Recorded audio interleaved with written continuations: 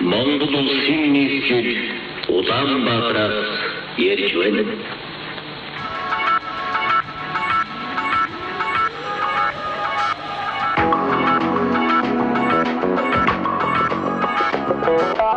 Сайн байцгаана уу сонсогчдоо. Манай Улаанбаатараас ярьж байна подкастын 14 дахь дугаар эхэлж байна. Тэгээд манай өнөөдрийн зочноор шөнийн галт хэрэг альтернатив рок хамтлагийн гоцлол дуучин Цэцэн Бэлэг ах хүрэлцэн ирээд байна.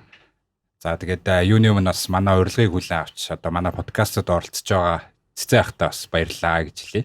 За баярлалаа. Ингээд та бүхэн ч гэсэн бас өөрсдийн подкастаа урьж оруулж байгаад баярлалаа. Танд бас энэ өдрийн мэндийг хүргэе. Тэг өнөөдөр бол хамгийн урт өдөр буюу хамгийн богино шөнтөө өдрийн мэндийг бас давхар өргөе. За тийм байна те нэрээ. За тэгэхээр манайх одоо уламжлалт асуултаараа л одоо эхлэх гэж байна. Тэгээд таны хувьд одоо Улаанбаатар хотын одоо хамгийн зорж очих дуртай тийм газар юу юм болоо? Тэгээд бас ер нь бол хоёр асуулт өгдөө. Бас хамгийн дурсамж гэсэн газар болон яг өнөөдрийн байдлаар яг очих дуртай тийм газар юу вэ? Энэ асуултанд хариу өгөөч. Улаанбаатар хотын хамгийн дуртай хэсэг Германчингийн тэр авийн гудамжууд байдаг шүү дээ. Тийм, нэгдсэн үндэсний гудамж. Нэгдсэн үндэсний гудамж. Одоо Монгол Улсын их сургуулиас ахуулаад одоо тэр гудамжаар ингээд тэр хавь надад их таалагддаг шүү яг зохион байгуулалт орчин тэр талаасаа. Яг одоо тэгж зорж очих дуртай газар гэхээсээ илүү ямар нэгэн сонирхолтой одоо арга хэмжээ ч юм уу урлагийн үзэсгэлэн ч юм уу тиймэрхүү зүйл болж байгаа газруудаар чөлөө цаг өнгөрөх дуртай. Тэг ер нь тэгээд Улаанбаатар хотын хувьд найзууд бол энэ тэндээс л найзуудтай байсан. Одоо энэ төв хаваар одоо Багтайраг 40,000-тай 220 энэ хаваар их одоо тийм дуртай. Тийм л энэ. Тэгвэл таны хувьд одоо яг бага насны үед Улаанбаатар хот ер нь төрж өссөн газар гэх юм уу те? Тэрнийхээ талаар та нэг товч ярил. Манайх бол одоо хуучнаар Ялт кино театр шүү дээ. Тэнд манайх амьдардаг байсан. Тинейж гэх юм уу да те. Ер нь 90 оноос хойш амьдрал бол тэр Ялт кино театрын хажууд талын 3-9 давхар байдаг шүү дээ. Тэнд өнгөрсөн. 24 дугаар сургууль сурдаг байсан. Тэгээ ерөнхийдөө тэр хоорондох газартай холбоотой бол багын дурсамжууд их байдаг тий. Гой дурсамжуудаасаа хуваалцвал одоо хүүхдэд дээрэмдүүлжсэн ч гэдэм үү одоо скол хүүхэд яадаг ч өөрөө дээрэмдчихсэн ч гэдэм үү. Тухайн ч бас атманууд их байдаг байсан. Байр бол атмануудтай гэдэг. Тэр ч одоо нэг гой дурсамж нь цаашаа. Ер нь бол жоохон тийм жоон депрессив шүү дээ одоо бодох юм бол. Яг тийм чиний саяны хэлсэн одоо тиймэрхүү юмнууд бол бас хүн тийм дурсах нэг хүсэлтэй байд юм уу? Тиймэрхүү юм бол одоо зөндөл тохиолддог байсан. Тухайд.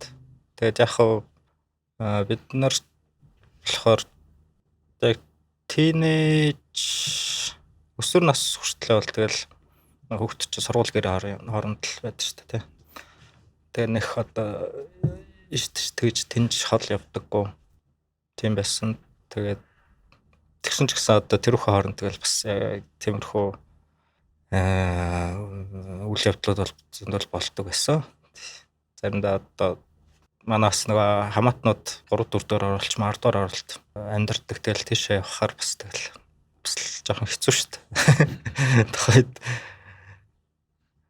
эцэгчүүд болохоор яг тэгж нэг сайн мэддэггүй ч юм уу нэг ойлгохдоггүй байсан юм шиг байна тухайд.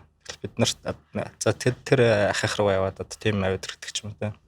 Тэгээ явуулах бол тэр бол миний хамгийн одоо жоохон явах дургу нэг тиймэрхүү юм зүйлс байсдаг гэсэн. Яг бол тэгэл тэр очингууд яг чиний хэлснээр нэг баг орцоолгоны гадаа гэсэн гарууд байждаг. Гой дурсамж нь юу юм бэ? Хоттой холбоотой. Хоттой холбоотой гой дурсамж нь бол бүр одоо нөгөө сургуульд орохоос өмнө бага насны одоо 5-6 настай байх үеийн дурсамжууд л ерөнхийдөө хамгийн тийм тод гой орж ирдэгтэй. Одоо эмээтэй хамт ер нь тэгэл хөвч янз бүрийн дэлгүүр мэлгүүр явсан гоё юм авсан тиймэрхүү дурсамж бас айгүй тод үлдтэй юм лөө. Ер нь тэгэл өвөө эмээтэйгээ ээж автайгаа тэг цагийг өнгөрөөжсэн одоо энэ тэнүүгээр явчихсан тиймэрхүү дурсамжууд их гоё л байдаг штэ. Эргээд бодоход те. Таныг одоо баг үед жишээлбэл ямар дэлгүүр хоршоо одоо очиход тийм гоё байдаг байв. Одоо яг эргээд санахад одоо улс их дэлгүүр гэдэг ч юм уу. Энэ нөгөө нэг юуны тэнд одоо нөгөө наран болцсон эрэгтэйчүүдийн барааны дэлгүүр лөө. Хүүхдийн зуугийн нарна. Биш. Хийд нэг хүнсний юуг ярьж байна уу? Төмөр замын. Биш. Юуны наран. 8 шаргай ажуудлын ярьж байна уу? Одоо C1 байгаа. Биш юуны цагдаагийн газрын эсрэг байдаг лөө. Юу байхгүй. Байгалийн түүхийн музейн баруун талд. Тийм. Тэр чинь нэг эрэгтэйчүүдийн барааны дэлгүүр өгдөг хэвээр. Тийм байсан гэж ярьдсан билээ. Тийм. Тэр дотор ч бас нэг юм нөгөө хүүхдийн тоглоом юу байдаг гэсэн байхгүй. Дэлгүүр тасаг масаг. Тэгээ ер нь тийшээ энтер явж. Гэхдээ бас яг тиймэрхүү дурсамжууд хамсхан гэх юм уу. Намайг баг бахт одоо дөнгөж тэгээ 5 настай байхад маах хошоо явцсан. Тэгээд одоо эрхүүд 5-аас 11 нас хүртэл тэнд байсан Эрхүү хотод. Тийм болохоор бас одоо яг Улаанбаатарт тийм энэ тэнүүгээр явжсан олон тийм дурсамж бол бас ховрол юм да. Тэр насны. Яг хөө буцаж ирээд миний очих дуртай байсан газар гэхээр одоо нөө Дружба намын дэлгүүр 220 нөгөө номын сангийн хажууд те. Тийм. Одоо Нацгтарж намын сангийн хажууд. Тэнд бол бас их очиход их гоё байдаг. Дандаа нөгөө юм ном зардаг. Тэгэл би уусаа багасаа тийм номонд дуртай. Одоо Орос номонд дуртай өссөн. Тэгэл тийш очихоор ингээд энэ өөр газар байдаггүй тийм номнууд байдаг гэсэн. Тэгээд тэндээс ном авах болох дуртай байсан. Тэгээд дараа нь бас одоо жоохон ингээ ахлах анги за дунд анги манг байхдаа тийш очиж нэг юм юу авдаг гэсэн. Кассет авдаг гэсэн. Яг бол тэнд гадны одоо pop rock хөгжмийн тийм кассетнууд баг анх орж ирсэн байх шүү. Миний санаж байгаагаар. Тэгээд тэндээс янз бүрийн тийм шинэ хөгжим олж сонсч одоо айгүй кассет л авдаг ш мөнгө тэгэл нөгөө хүүхдүүд чинь мөнгө өгдөө штэ одоо нэг гэртэн зочир ирэхээр ч юм уу эцэг л ээж аав ингээд мөнгө өгдөг тэгээд тэргээ цуглуулж аваад кассет авдаг ч юм уу тиймэрхүү.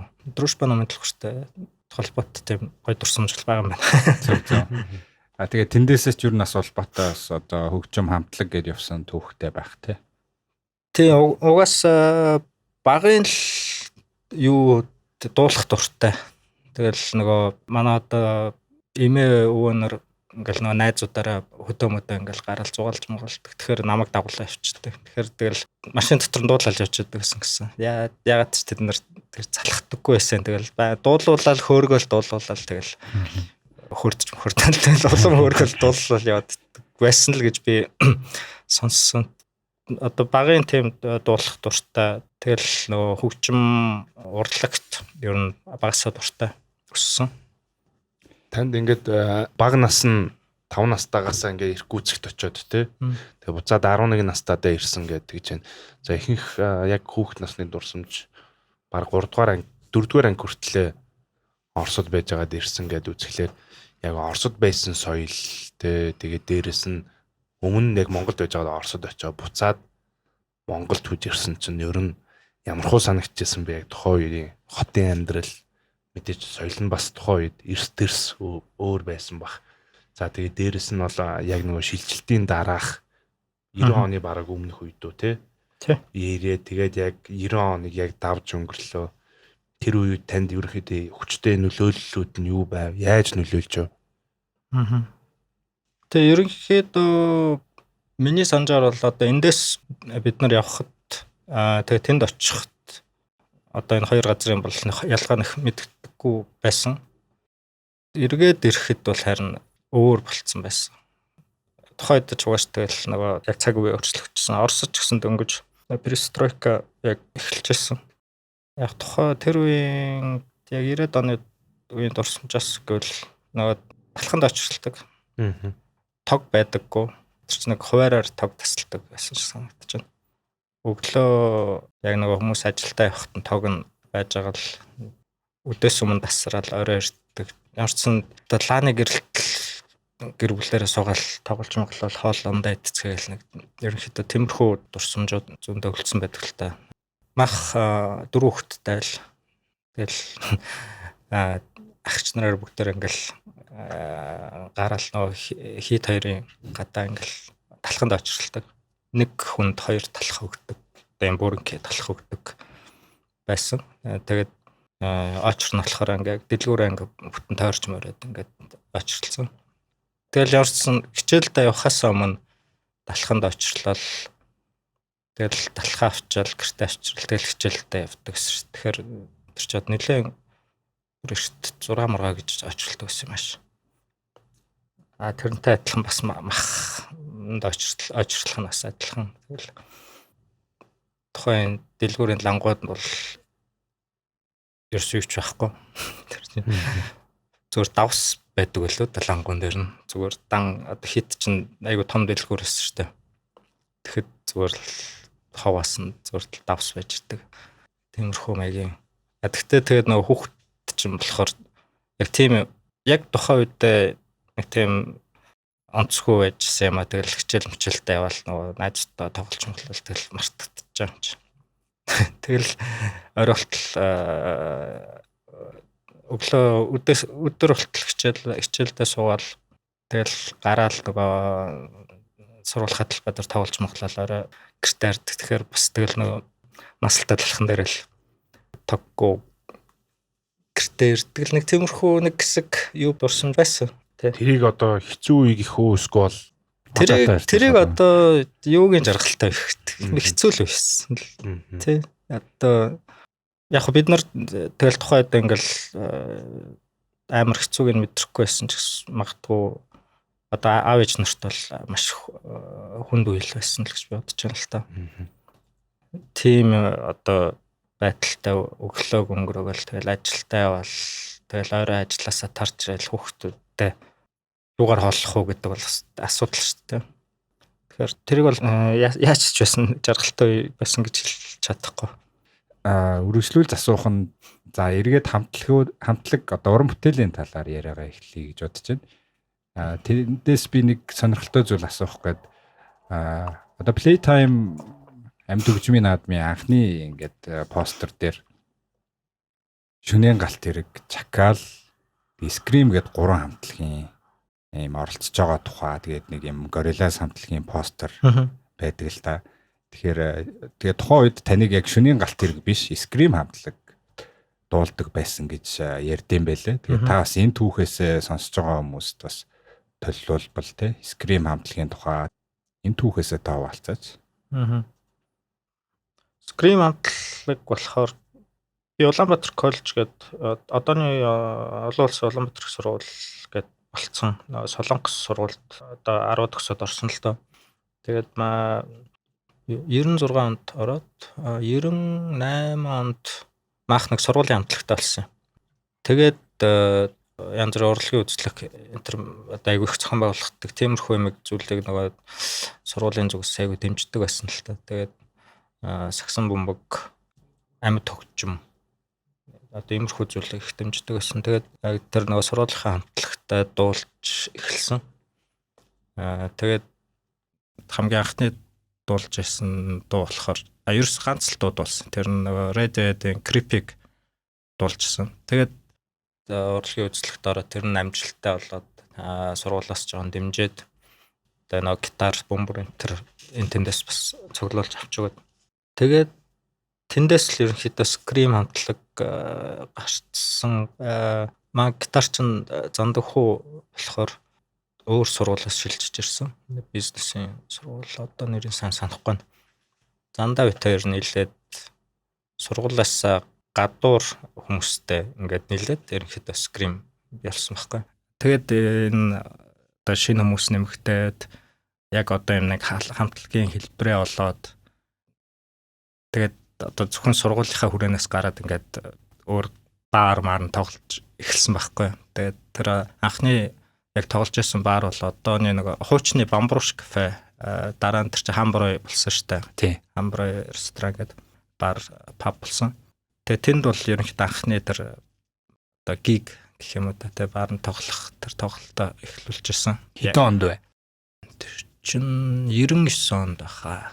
Тэ 99 2000 оны хавцал анх ерөнхийдөө Хамброй тоглож эхэлсэн. Scream гэж нэрээр хамтлагаар. Scream хамтлагт яг тухайн үед за та хоёр тэгээ бусдууд нь хин байв та дурдвал. Бид нар бол ерөнхийдөө нэг 5 гишүүнтэй тэгэл нэг классик бөмбөр, бас гитар, ритм гитар, сол гитар, дуучин гэл нэг ийм бүрэлдэхүүнтэйгээр байгуулагдчихсан. Манайд одоо улсраа хамтлагт бөмбөр тоглож байгаа тоглож байна уу тоглохгүй нөө Даймаа гэд залуу бөмбөр тоглодог байсан. Үүдээ гэж залуу бас гитар тоглодог байсан. Үүдээ болохоор бас Зандагийн одоо найзынхаа найз. Мөнх оргил одоо The Library студид ажиллаж байгаа. Оргил Болтко гэж залуу гитар тоглодог байсан. Тэгэл яг хуу тухайд хүмүүс солигдоод айгүйх солигдсон л та. Тэгээд Scream гэдэг нэр нь бол одоо миний бодож байгаагаар тухайд нэг Америкийн нэг юм аимшиг нэг кино гардаг байсан. Ghost Face-ийг алуурсан. Тэрний нэрнээс арай санаа авсан нөгөө. Ер нь нэрийг хин өгчсэн бэ? Үгүй Scream яг хөө тэр киног бүгдээр л угаасаа үзсэн байсан мэднэ. Гэхдээ яг миний одоо санаж байгаагаар ерөөсөө тэр киноноос бол сэтүүлч юугаа аваагүй. Янз бүр тэгэл хамтлагч угаасаа за яг хөө яаж нэрлэх үү гэл тэгдэж штэ. Тэгэл энэ тал талаас төрөл бүрийн санаанууд гараад одоо айгуул бас буруу хэлчихвэл би яасан масан гэдэг. Би өөрөө санаа гаргаж ялуу мэдгүй одоо яг санахгүй. Тэгэл тэр дэмжигтэл Scream болж байсан да. Одоо Playtime надан болоод ингээ энэ жил 20 жилийн болсон. Тэгэхээр ер нь яг яаж эхэлжээ тэрийг бас та өөрөө оролцогч яваар тий анхны тэр төлөөлөгч яваар сонирхож байна л да. Тэр Money Train билүү тий 4 замын үйлдвэрчний нэвлэл дээр болж байсан гэдэг энэ талаар яг тухайн үед одоо яг анхны хий гэсэн санаа нь хинээс гарсныг бол одоо санахгүй. Гэхдээ дундаас л тэгэл ярьж байгаа л гарсан бахал гэж би одоогоор санаж байна л та. Тэр үед чинь миний санаж байгаагаар ихтэй нөгөө аюу хүнд рокууд аюу их тийм цугларалт энэ төр хийдэг байсан. Ерөнхийдөө тэгээ амар нөгөө метал тийм рокууд. Тэгэд яг одоо бид нар чинь болохоор жоон тийм pop альтернатив хөгжим сонирхолтой тийм хүмүүс бүгдээр яг тийм тоглолт ерөөсөө зохион байгуулагдаггүй байсан байхгүй. Тэгээд Хамбройд бас одоо Чакал хамтлаг тоглодог байсан. Одооний нөгөө X-Wit гэх хамтлаг байгаа шүү дээ. X-Wit-ийн түшгэ энтер тоглодог байсан. Тэгээд тэр үед бас шөнийн галт тэрэг болохоор Casablanca Баян гол зочд бодлын нэг Casablanca зочд бодолд тоглодог байсан байхгүй. Дуучин буйна яг нэг шөнөөр нь байгаад тэгээд буйна яг дуучин байсан. Тэгээ ерөнхийдөө тэр үед чинь одоо тэр үеийн хамтлагууд чинь бас цөөхөн байсан. Тэгэл ер нь би биенийгээ ингээл барыг таньдаг. Тэгээд бүгдээрээ ер нь нэг юм хамтарч байгаад нэг тийм одоо тоглолт хийж үзье гэж санаачлаг гараад тэгээд 3 хамтлаг нийлээл яг тэр Playtime-ыг юун дээр мониторн дээр зохион байгуулж байсан да. Тэгээд энд бас нөгөө дэмжсэн байгууллагуудыг бас дурдах хэрэгтэй байх. Одоо Hi-Fi байсан. Тэгээд 107.5 FM байсан. Хэд хэдэн FM дэмжиж оролцсон. Тэгээд бид нар ч нэг ихэнхдээ л одоо сурчлагаануудаа тэр үед ч одоо яг ингэж интернет ингэж хөгжөөг сошиал янз бүрийн вебсайт энэ төр байхгүй. Тэгэл ихэнх нөгөө сурчлагаан төр ч FM-аар явдаг байсан. Тэгээд FM нэвтрүүлгүүдээр оролцож одоо айгүйх бүүнээр оролцож ярилцлага өгдөг өстэй ийм гоё юм болно. Тэгээд FM одоо тухайн яг нацгай тэр яг 107.5 дээр нэвтрүүлэх хөтэлдэг байлоо. Тэгэхэд нацгаа нэлээд дэмжсэн л дээ. Тэгээд Hi-Fi Records тэр үед болцсон байсан баха. Тэгээд нэлээд дэмжиж бас оролцсон. Тэгээд зохион байгуулалтын хувьд яг та тэгэл нэг тоглолтог бааранда ч юм уу цугларцгаал эсвэл гадаа цугларцгаал за постра юу их үү нэрээ яаж өгөх үү гэл. Тэгэл интернетээс нэг ийм зураг олсон. Энийг постэр болгох чигээл тэгэл чи наад зурагч нэг таалагдахгүй. Наад нэр нь харин зүгээр юм биш үү гэ. Тэгээд Playtime нэг ийм нэг найз ийм юу хевлээд өдөрсөн байхгүй нөгөө нэг жоохон хүүхэд тоглож байгаа ч л нэг тийм тоглоом хөгжим барьсан ч л тиймэрхүү нэг зураг хэвлж авчираад энийг постэр болгол яасан ингээд тэрэн дээр нэг Playtime гэж бичсэн байсан байхгүй. Тэгс чин жоохон өөр постэр бол ядагтаа наад нэр чинь харин гоё юм шүү гэ. Тэгээд нэр нь үлдээд постэр дээр нь болохоор Gorillaz тэгээд зөв. Яг тэр үед чинь нөгөө Gorillaz Center амар хит болол гардаг байсан. Тэгээд шууд ажил постэр дээр зургийн тэр агуулгатай жоохон ерөнхийдөө өгч очижсэн нийцчихсэн болохоор тэгэл шууд постэр дээр тавиал тэгээ хийжсэн. Гоё юм байна. Сонирхолтой дүүх байна. Тэгэл хаана яг уу тэгэл нөгөө нэг мэдээж таньдаг хүмүүс холбосолбогоор мониторын дээр одоо таньдаг хүнтэй таарлаа эсвэл тэгэл ярилцаал тэгэл тоглосон л доо. Танай хамтлаг яг дуулж эхлэхэд ч юм уу эсвэл та яг анх дуулж эхлэхэд ямар одоо Монголын хамтлаг дуучдаас урам зориг авч исэн бэ те? Эсвэл гадаад хамтлаг дуучдаас мэдээж байгаа бах. Яг тийм айгүй тийм гол төлөвлөс нөлөө үзүүлсэн юм хамтлаг дуучид юу юм болоо? Хин байв те? За Монголын хамтлагууд бас угаасаа тухайд биднээсийг яг одоо ингээл за 93 онд чинь MTV анх орж ирэл шууд л нөгөө нэг гадны хөгжмөр амьсгалал эхэлсэн шүү дээ. Тэгээд одоо 16 17 настай бүр тэрнээс ч өмнө 13 14 настай ах үед бол одоо нөгөө угаасаа харанга хурд энтер бол айгүй хүчтэй байсан. Ирчээ авчихсан. Тэгэл миний одоо санаж ахын тэр харангийн аялгуу гэж дууд шүү дээ. Тэр мөр бол надад айгүй том сэтгэл өгчээсэн байхгүй. Тэгэл бас хурдын дуунууд яг эд гарч иржсэн. Тэгэхээр ер нь бол Монгол хамтлагууд дундаас бол одоо тэднүүсийг л одоо дурдах юм да. Никто хамтлаг байна те. Тэгээд 13 14 наснда бол би ч бас нэлээд pop хөгжим айгүйх сонсдог байсан байхгүй. Тухайн үед чинь яг амьд хөгжмөс гардаг байсан юм болохоор нөгөө Guns N' Roses мэтийн хамтлагуудыг айгүйх тийм Монголын суугуудаар зүгээр ингээл гаргацдаг те. Тэгэл тэрний хажуугаар одоо Michael Jackson ч юм уу New Kids on the Block дараа нь тэгэл Tech That East 17 энэ гэл ер нь тийм pop хамтлагууд аяг хөсөн шүү дээ. Тэгэхээр тэднүүсийг их сонсдог байж байгаад дараа нь яг альтернатив урсгал бас хажуугаас нь ингээл улам ингээл нэмэгдэл аяг их тийм олон хүмүүс сонсдог болоод байсан юм уу эсвэл тийм төрлийн нэвтрүүлгүүд нь ерөнхийдөө л mainstream л аяг их тийм альтернатив рок хөгжим аяг их орж ирсэн гэж би ойлгож байгаа. Тэгээд тэндээс одоо Blur хамтлагч юм уу те Cranberries дараа нь тэгэл Radiohead зэрэг хамтлагууд айгүй их тийм сонирхол нэг тийм өөр өвөрмөц зүгээр нэг юм pop I swear гэдэг ч юм аа тийм биш нэг сонин тийм сэтгэл төрүүлээд шүү дээ. Тэнгүүт амар тийм сонирхол татаал ер нь тэр урсгал руу ингээл сонирхож явж орсон л доо. Тэгэл Oasis гэл Brit rock Brit pop энтер бол нэлээд бас нөлөө үзүүлсэн л та. Тэгээд ер нь одоо манай бүрэлдэхүүнийхний хамгийн тэр юугаар нэгтгэсэн сонирхол хөгжмийн чиглэлийн сонирхлоор нэгтгэсэн хамтлаг бол юуны төрөнд одоо Radiohead-ыг нэрлэж болох байх.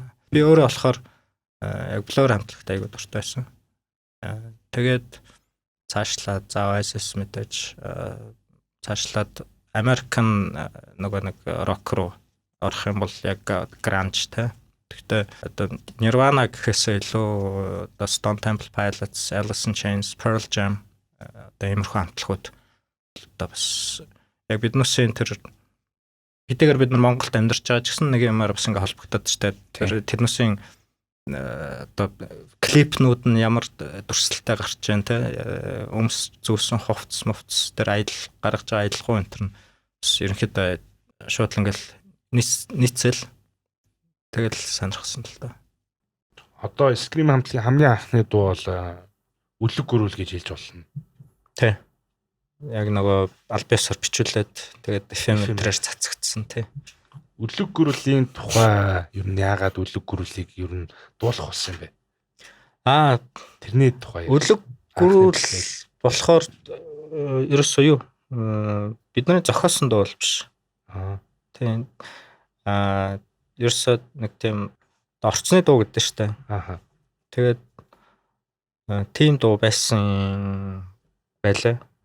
Тэгээд тэрийг болохоор одоо зандаа ерөнхийдөө нөгөө цахилгаан гитарын дээр ерөнхийдөө жоохон тийм нөгөө рок хэмнэлд оруулаад баг панк ч юм уу тиймэрхүү хэмнэлд оруулаад тэгээд найруулад тэгээд бид нар дуулсан л та. Гэхдээ яг зохиогч нь ямар хүн байдгийг бид нар өөрсдөө ч мэдэхгүй. Ерөнхийдөө нөгөө тэр үед яг нөгөө scream хийрсэн. Тэгээд FM-үүдээр нэлээд цацагта хүмүүс нэлээд дуртай. Ялангуяа нөгөө хүүхдтэй эмэгтэйчүүд манай хүүхд танад донч дуртай ш. Тэгэл үлгэрэлт хүүхдүүд амар дуртай байсан.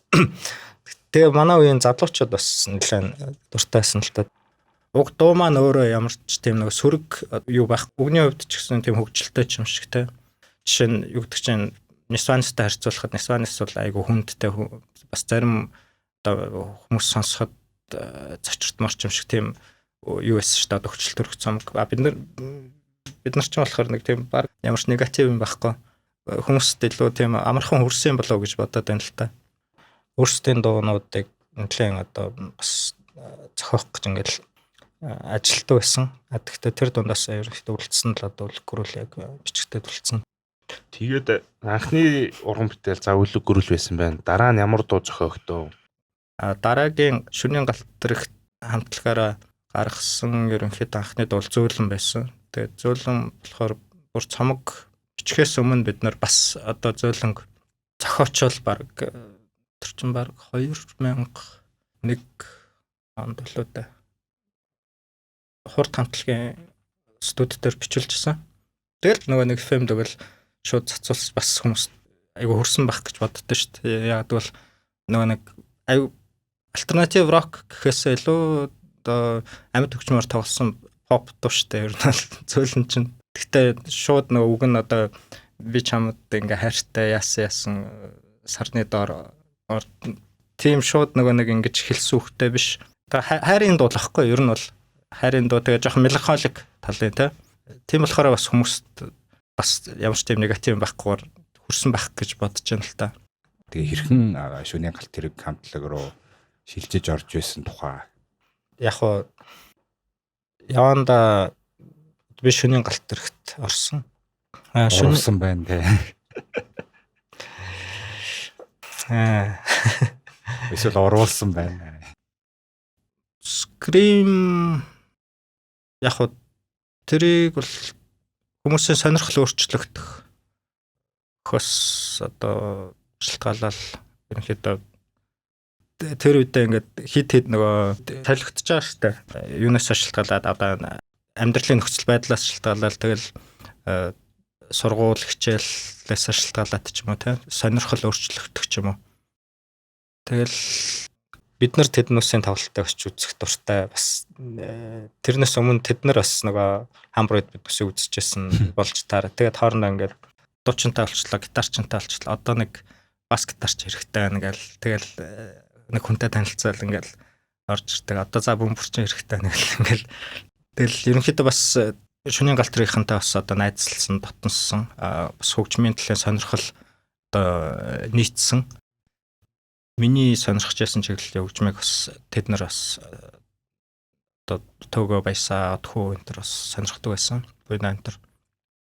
Тэгээ бид нар ерөнхийдөө хамт тоглож эхэлсэн байхгүй. Одоо магтгүй ингээл за гэрээ мэрээ хийгээл хамтлаг гэх юм бол гэрээ гээл яг тодорхой юм одоо план гаргаал төлөвлөгөөтэй үйл ажиллагаа гэдэг шиг одоо нэг баг компани шиг болоод байгаа штэ. Тухайн чи бид нар бол тэгэл нэг яг органик ингээл урсгалаараа тусаараа гал тэгэл нэг юм бүртцсэн байхгүй. Тэрийг одоо би шууд ингээд нөгөө за ийм ингэсэн гэж тайлбарлах бол бас хэцүү л байна л да. Ерөнхийдөө саяын таны ярианаас бол нэг юм ойлголт үүслээ л дээ. Одоо үлэг гүрүүл зөөлөн гэдэг юм хит дуунууд гараад олон түрээд тэгэхээр ерөнхийдөө таад бол ингээд нэг цомог болгоё. Одоо ер нь цомоо гаргасан дээргээд бусад дуугаа зохиосон байж таарах нь байна те. Тэгэхээр тухайн үедээ бас нэлээд том одоо студ Sonor Records-ийн хамтраад цэнхэр шувуу цомог гарсан байдаг шүү дээ те. Тэр ер нь цэнхэр шувуу цомгийн талаар хэрхэн одоо Sonor Records-тай гэрээ байгуулж явж гэдэг юм уу? Тэгээд одоо цомгийн найруулга продюсер талаас ямар хүмүүс нь одоо голчилж ажиллаж байв. Энэ цомог бүтсэн талаар тэгээд ерөнхийдөө цомог миний санджаагаар 2003 онд 4 онд гарсан цэнхэр шувуу цомог. Тэгээд бид нар UB Pulse-ийн нэг жижиг танхим байдаг шүү дээ. Laser Land байсан уу? Биш. Open Air гэдэг үү? Одоо нэг төв нөгөө нэг яг заалных нь харалтаа нэг жижиг танхим байдаг гэсэн юм. Тэнд анх хайлсан шоколад гэдэг ерөнхийдөө яг шөнийн галтрын бүрэлдэхүүнээр нэг тийм cover дууны тоглолт хийсэн байхгүй. Тэгээд тэрэн дээр яг хэд хэдэн цөөхөн хэдэн өөрсдийн дутаа ихэнхдээ л ерөнхийдөө биднээс өөрсдөө сонсдог хамтлагуудын cover дуунууд байсан. Тэгэл Radiohead, Blur, тэр атгаа Linkin Park гэж байж шиг гэсэн Marilyn Manson энэ төр. Тэгэл ер нь альтернатив рок хамтлагуудын дуунуудаар нэг тийм тоглолт хийсэн. Тэгээд тэр бас нэлээд бүр биднээс бодож яснаас айгүй тийм хүмүүс наштаар хүлээж авсан. Айгүй хүн ирж үзчихсэн. Тэгээд тиймэрхүү юмд бас урамшаад одоо өөрсдийнхөө дуунууд дээр нэлээд орсон гэх юм уу да. Тэг Active Playtime зохион байгуулагдаад ер нь дараагийнхаас одоо бид нар яг өөрсдийнхөө дуунуудыг дуулж эхэлсэн. Тэгээд 2 дахь 3 дахьаас болохоор оролцох хамтлагууд нь ч улам нэмэгдээл оролцож байгаа хамтлагууд нас өөрсдийнхөө дуунуудыг ер нь тоглож эхэлсэн. Тэгээд тэр үед бид нар бол хайлсан шоколад бол гөрүүл энтриг тоглолтог болцсон байсан. Тэгээд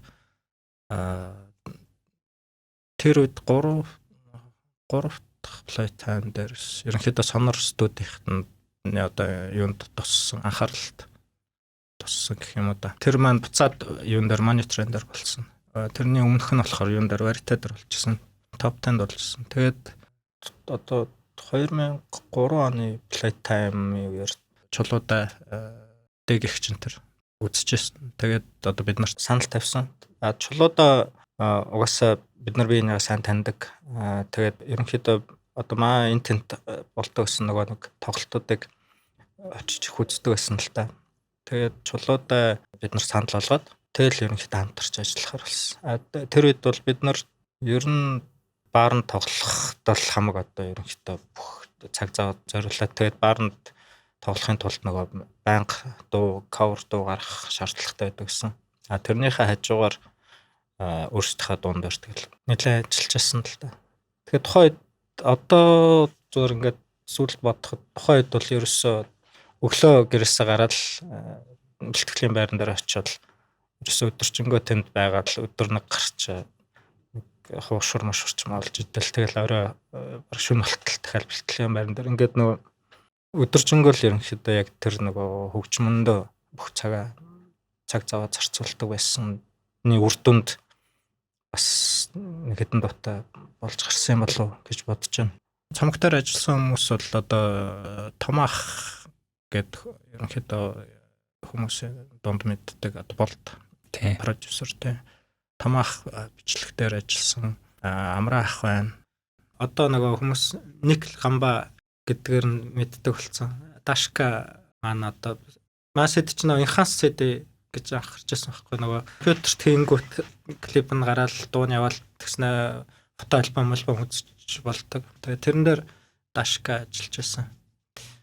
Тухайн үед одоо одоо юу гэмдэ Sonor Records-ийн зүгээс та хэд хамтарч ажиллаа CD ийм хувгаар нь тэдэн хуваас нь одоо танаа хамтлаг тэдэн хувийн ашиг нь авна манайх тэгнэ гэсэн тийм нарийн зүйл байдаг бах. Яг мэдээж нууцлах хэл та. Гэхдээ зүгээр ил хүмүүст хүрж болох хэсгээс нь хэлүүл сонирхолтой байж магадгүй. Саяхан нэг хипхоп тайм гэдэг нэвтрүүлгээр хоёр хүүгийн талаар үзэж яхад хоёр хүүгийн нөгөө ихсэр гэдэг ах ярьж илээ л дээ. Sonor Records манай хоёр хүү хамтлаг санал тавьжсэн. Тэгээд 80-20 гэж санал тавь. Бид нэр зөвшөөрөөгүй. Тэгээд бидний дараа татар хамтлагийг санал тавиа. Тэгээд татар хамтлаг чинь сонороор дамжиж гарч ирсэн түүх тэр шүү дээ гэд. Тэгэхээр нууц иш бол яг биднээсийг сонортой ажилтдаг байх үед татар бас яг хоёр дахь татар нэгдэх хамтлаг нь байсан. Тэгээд татарч айлвшаа бас цомгоо эхний цомгоо гараад бүр амар хит болцсон. Тэгээ хоёр дахь цомогтоор яг ажиллаж авах үед нь манайхтай гэрээгээд одоо бид нар яг тухайн үеийн тэр хоёр дахь хамтлаг нь байсан байхгүй. Тэгээд ер нь бол CD-г 2000% хэвлж гаргасан. Бичлэгийн сонор дээр хийгээд мастеринг нь Солонгост хийгдээд тэгээд CD Солонгост бас хэвлэгдэж гарч байсан. Цомог ер нь шүлэг аюудын найд зохиож найруулдаг байв. Хин шүлгийн бичдэг байв. Ер нь тамааг орохоос өмнө нэлээдэн дууг одоо Төгөгийн зохиосон дуунууд байдаг. Одоо цагаанг тасар хайлсан чиглаад. Тэгээд тэднүүсийг бол ерөнхийдөө одоо гитарчин буйна бас шүнэн галтарт байсан шүү дээ. Тэгээ буйна Төгөө доодхуу баясаа эднээс альшаа зохиоцсон дуунууд байсан л та. шүнийн галт хэрэгт ороод одоо таны зохиосон дуунууд айл дуунууд байна. За яг шууд хэлэх юм бол одоо зөөлөн хэлж болж байна. Гэтэ би бол өөрөө одоо хөгжмийн зэмсэг ер нь тоглодоггүй. Тэгэл бид нар нэг нь ингээл гитар тоглоод эхлэнгүү тэрэн дээр аялаад ч юм уу. Тэгэл тийм дараа нь үгээ бичдэг ч юм уу те. Тэгээд талтлаас л ерөнхийдөө би өөр өөрсдийнхээ одоо юм хийгээл дуунууд гаргасан байдаг л да. Цомгийн дээр нэг уцсан гитар юм тэр тлэг яриа. Тий, цэнгэр шоу цомог дээр нэлээ хитэн доо одоо уцсан хөгжимтэй, квартеттэй тоглосон байдаг. Тэгээд тэр уцсан хөгжмийг бол манай Паус хамтлагийн энх хоёр ах зохиож өгсөн. Яг бид нар бол зүгээр л нөгөө дуунуудаа бичээл. За бид нар ийм дуу бичсэн. Та энэ дээр яг өөрийнхөө нөгөө нэг одоо хүслээр ингээд зохиогоод өгч. Түүнээс бид нар ерөөсөө тэгж мотын бэлдээд ийм аялалгуутай юм хиймээр гэж санаа гаргаж өгөөгүй. Тэгээд яг биднээсээ санаанд нийцүүлсэн одоо тийм утсан хөгжмийн партуудыг зохиож өгсөн байдаг. Тэгээд тэр хэсгүүд нь бол дуунуудыг одоо улам гоё болгосон баг гэж боддог. Одоо цагаан тасар зөөлөн сүлжин гэрлэгээ гэдэг дуунууд дээр яг утсан хөгжмийн зохиосон. Бүрээтэй дуун дээр бас бүрээнийх нь хэсгийг бас зохиож өгсөн байдаг. Тэгэхээр strings болон тэр үлээгэр хөгжим үү? Зүгээр үрж тавьсан байд юм уу эсвэл яг амдаар нь тоглосон байдгүй? Тий, тэрийг бол яг бүгдийн амдаар тоглосон байна. Яг Sonor институт яг нөгөө квартет, утсан хөгжмийн квартет дээр л тоглосон. Яг нөгөө энх хоёр ахын бичсэн нотуудыг харж байгаа л. Тэгээ манай өөрөө бас удиртаад одоо студент цонхны цанаас удиртаал тоглолол бүрээнүүд үлээгэр хөгжмийг бас яг одоо амдаар бичсэн байгаа. Тэгээд яг рок хөгжим тоглолдог хамтлагийн хувьд баг одоо анхны тийм өвтэй утсан хөгжим интертэй бичлэг болсон юм болов уу гэж бас боддог. Цомогт нөгөө зүүдэндээ бигээд уран бүтээл байдаг шүү дээ. Харан хамтлагийн. Тэр дууг яг coverлах болсон шалтгаан та хэд нөгөө анх coverдууд болохдоо энэ дуугуугаасаа дуулдаг байсан юм уу? Одоо харангийнхаа өөрсдөө санал тавьбуу та хэд зөвшөөрөл авч ирсэн үү гэдэг юм уу? Зүгээр энэ талаар. Зүүдэндээ би болохоор харангийн лавга ахын төрсөн өдрөөр нэг тийм юу болсон. Одоо рок попынхан бүх дуунуудын ерөөхдөө coverлт нэг хамтлаг нэг дуугийн cover болгож дуулсан нэг тийм концерт болсон байхгүй би Palace-т. Тэгээд бид нарыг бас танаа хамтлаг ингээд нэг дуугийн дуулаад оролцооч гэсэн. Тэгээд бид нар тэр чинь урд өдрөн санал тавилуу да. Тэгээд бид нар окей маргааш нь оройн очсон чинь бүх дуунуудыг ингээд нөгөө нэг дууч хамтлагууд ингээд айл үшээ авцсан нөгөө бүх алдартай дуунуудыг тэгээ ганцхан үлдсэн байсан нь ерөөсө зүудэндээ би байсан байхгүй. Ямар сонирхолтой. Тэгэл за зүудэндээ би каверлигээд Тавг гэхдээ нэг өөр дуугийн за би энэ дуугийн л дуулъя гэдэг он тоочилсан байсан юм байна те. Ямар дуу байсан бэ? Хэрвээ яг хуу ямар ч байсан зүудэндээ би дуулна гэж бол ерөөсөө санаанд тийм байгаагүй л те. Магадгүй нөгөө хамгийн одоо алдартай дуунуудаас нь л тэр чинь ингээ нөгөө чагсаалт дуунуудын чагсаалтыг харж байгаа л энийг яг л нэг тийм сонгох санал тавих юм байна шүү дээ. Гэтэл ерөөсөө тийм ямар сонголт байгаагүй үлдээг байсан л та. Шөнийн галт тэрэг хамтлагч одоо за хэдэн клиптэй идэг вэ нийт. За цагаан өнгөд асар ингээ Lemon Production-аар хийсэн байна. Үлэг гүрүүл клиптэй. За зөөлөн. Тийм зөөлөнгийн клипийг ариг өстөд хийжсэн. Аригу. Тэгээ тухайн үед ингээд клип хийх өмнө хааш ямар байсан юм бол одоо бол яг мэдээж тухайн үеийн нийгмийн цалин үйлс мөнгөний инфляцийн түвшин гэх юм уу шал өөр байгаа шүү дээ.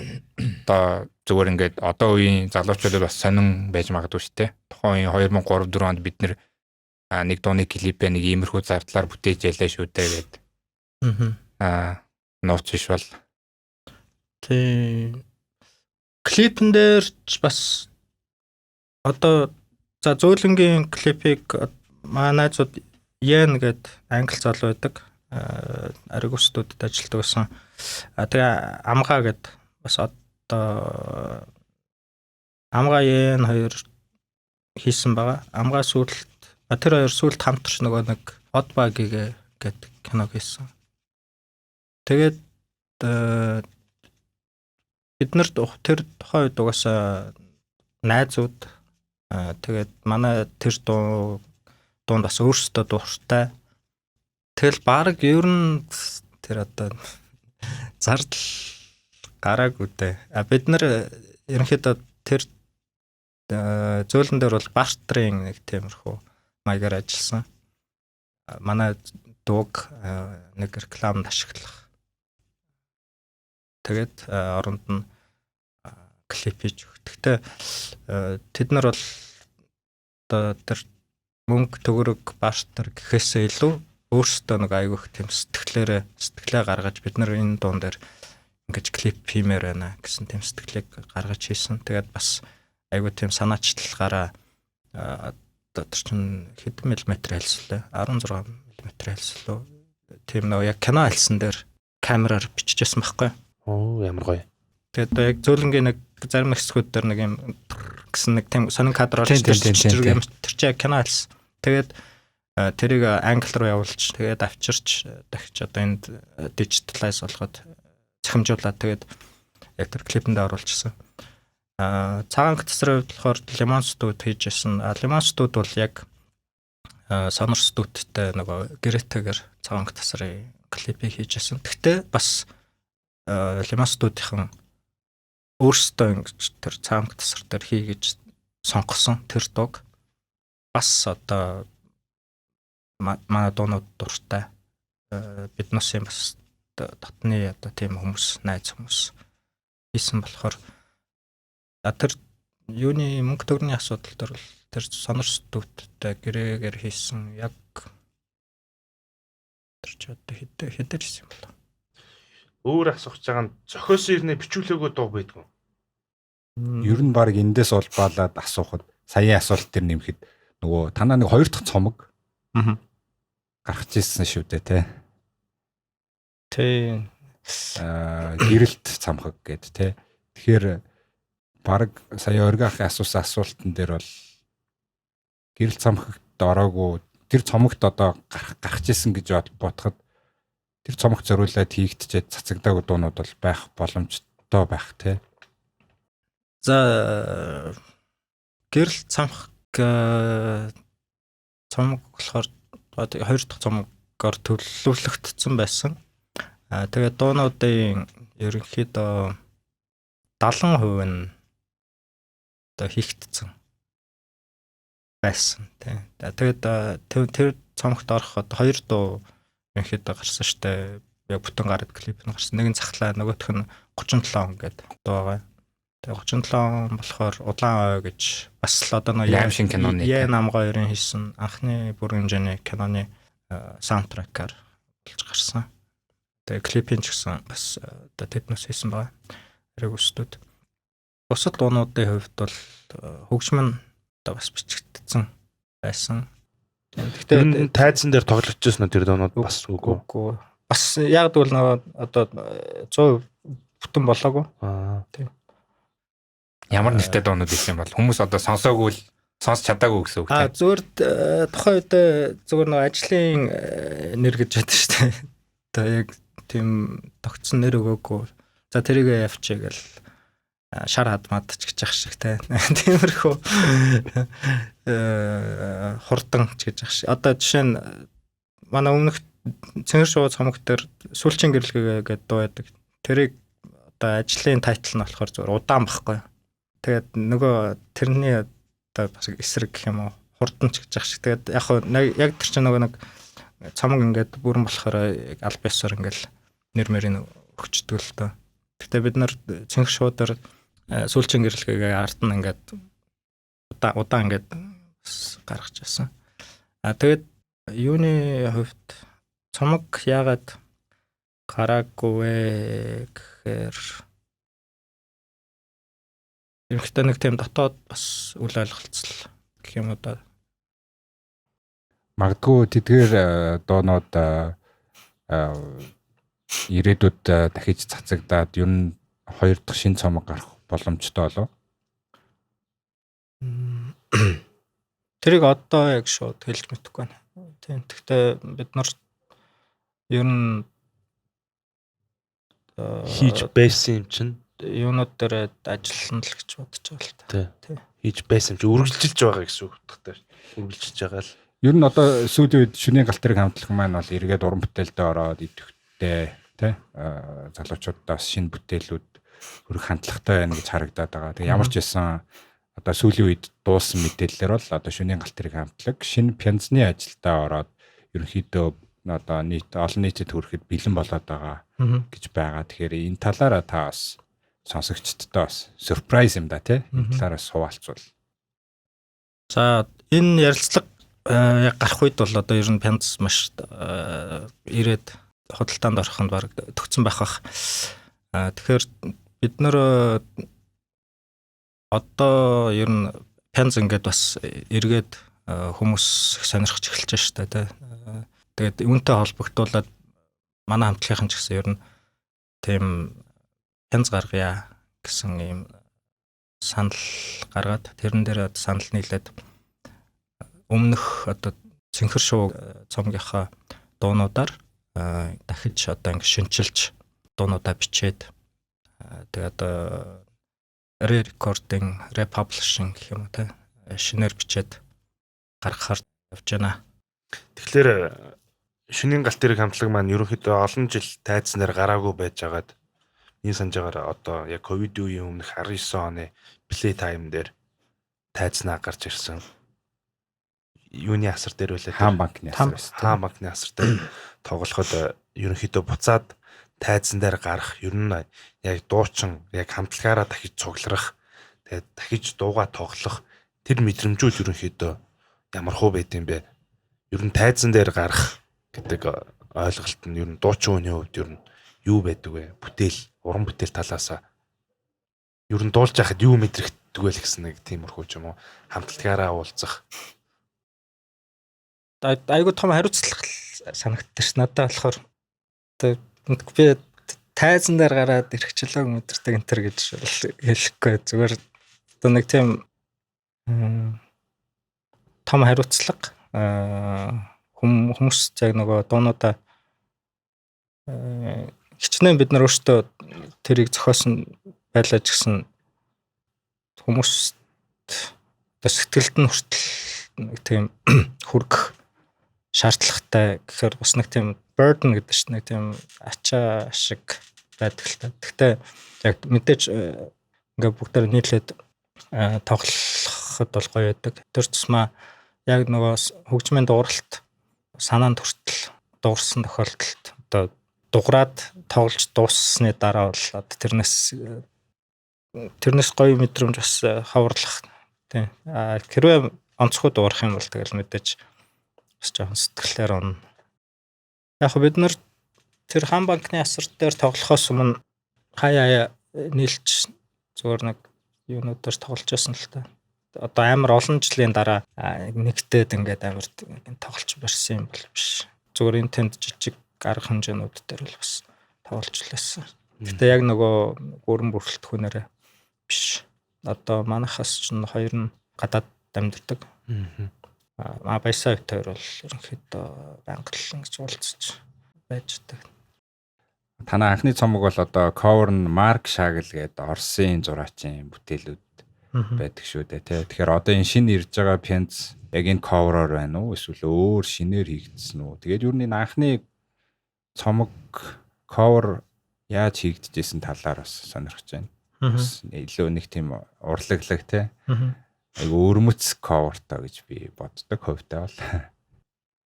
Тэ тухайд тэр цомгийг хийж хахад сонорстууд нөгөө Лемонстуудтай нэлээд хамтарч ажилладаг байсан. Одоо манай цагаан тасар гэдэг дууны клипийг хийсэн байгаа. Тэгээд Лемон студийнхэн ерөнхийдөө одоо манай тэр нөгөө цомгийн cover дизайн энтер дээр нэлээд ажилласан л та. Лемон студ, Икар студ гэдэг хоёр газар. Тэгээд тэднүүсийн зүгээс биднэрт за иймэрхүү саналуд байна. Эндээс юу оруулах зүгээр гэсэн бид нартай ингэ ярилцаж бас санал авсан. Тэгээд бид нарт шууд одоо ийм хэд хэдэн нөгөө одоо каталог цомгууд байдаг шүү дээ. Нөгөө зургийн уран бүтээлчдийн цомгууд байдаг. Тэгээд Шагаалын ийм зузаан ном байсан. Тэгээд тэрийг үзээд бид нар шууд энэ бол гоё юм байна. Биднээс яг нөгөө дуунуудын санаа тэ нийцэхэр юм шиг санагдаж байна. Тэгээд тэр одоо Шагаалын зургнуудын эрэгтэй фрагментуудыг л оруулсан л да. Тухайд бас л ингээл бүтэн оруулж болохгүй бүтэн оруулах юм бол оюуны өвчин зэрэг. Тийм ингээл бас тэгж яриад яажсэн. Тэгээд нэг деталуудыг ерөөхдөө оруулсан байна. Гэхдээ одоо тэр чинь хэдэн жил болцсон зургнууд төлөө. Бараг зөв open source байд юм шүү. Одоо баг нээлттэй ихсэн баха нөгөө бүтээлч нь бурхан босноос хойш 50 жил гэдэг үг тий. Тэгэхээр одоо тэр цомог гараад одоо баг 18 жил хэрсэн баг. Тий. Тэгээд тэр дундуур Playtime-ийн дараа миний санджаар бас дахиад 2005 байна уу? Нэг завсарлаг болж исэн. Бас адилхан Playtime CD-тэй дагалдаж ирж байсан. Тэгээд тэр үе чинь бас CD чи ховор байсан чинь Playtime дээр Playtime-тэйгээ дагалдаж CD орж ирж байсан тий. 4 хамтлаг штэ. Отгоо Нисванас булсараа Найтрэ. Нэр cover нь гоё тий. Тий. Балкад нь гоё. Тэрний гэрэл зургийн ч гэсэн бас гоё. Тий чи нөгөө нэг UB Pulse талсан их цэцлэг ярьж байгаа тий. Тий тэр бас сонорчдуудын зүгээс ихэд зохион байгуулсан. Тийм тоглолт болсон. Тэгээд тэрэнд зориулж тусад нөгөө CD гаргасан. Тэгээд хамтлаг болгоноос нөгөө 3 дууг нь оруулаад тэр бас нэлээд тийм том гоё тоглолтсон. Тийм. Биднээс хувьд ч гэсэн өмнөх одоо цомог гарснаас хойш бид нар бол ерөнхийдөө хоёр яг бүрийн хэмжээний тоглолт хийсэн л та. Гэхдээ тэр хоёр нь хоёулаа нөгөө акустик тоглолт гэж яг зохион байгуулсан. Нэг нь болохоор Чингис зочдуудлын 10 давхарт хийсэн тоглолт. Тэр бол хамгийн анхны яг одоо энэ нөгөө шөнийн галт тэр хамтлагийн өөрсдийн бие даасан тоглолт гэж хийжсэн. Acoustic evening гэдэг. Тэр бол яг хэвээр бидний хувьд маш гоё дурсамжтай тийм гоё тоглолт болцсон байдаг. Тэгээд дараачих нь болохоор энэ Strings Night Club бас тэрийг дахиж одоо нөгөө сонсогчдын хүсэлтээр хийжсэн.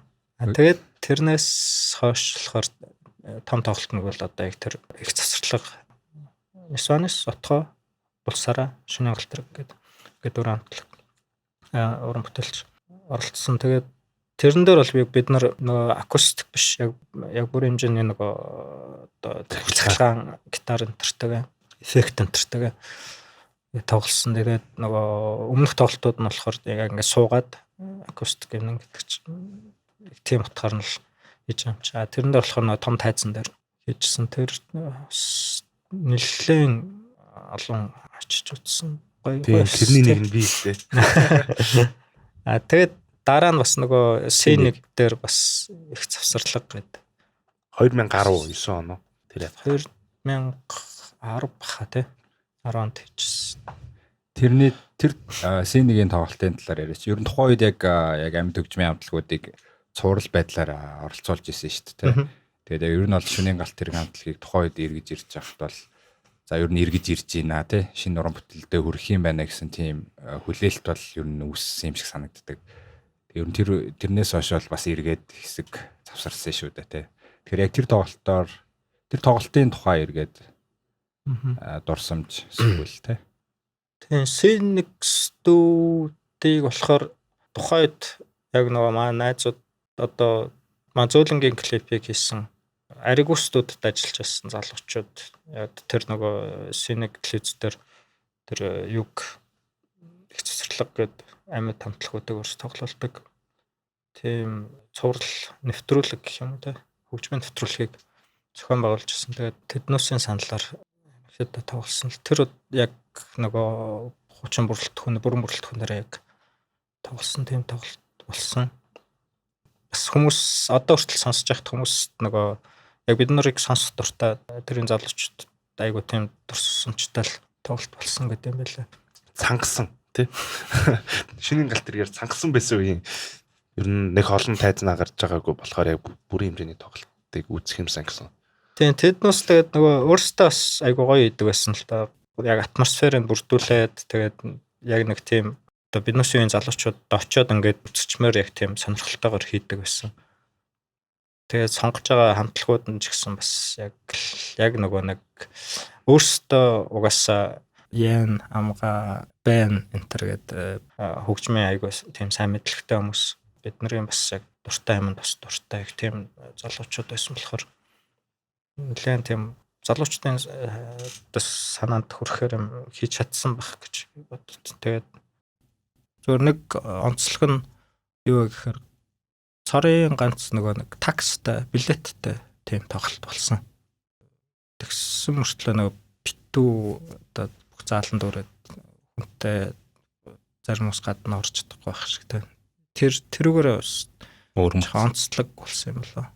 Тэгээд бас уур амьсгал нь айгуу гоё байсан. Бараг нөгөө хүмүүс нь ингээд нэг алхмын цаана ингээд тулаад суудсан, тойроод ингээд суудсан. Тэ яг бид мусыг тойроо суудсан. Манай одоо амьд тоглолтын хувьд үлдсэн ганц бичлэг нь бараг тэр л ах шиг шин. Тэгээд дээрэс нь би хүүхдийн дууны тухай асуух гэж байна л да. За. Тэгээд тухайн одоо яг таны үед яг бага наснд байсан Монголын хүүхдийн дуунууд гэж байгаа. Алтан фонтонд үлдсэн гоё дуунууд байгаа.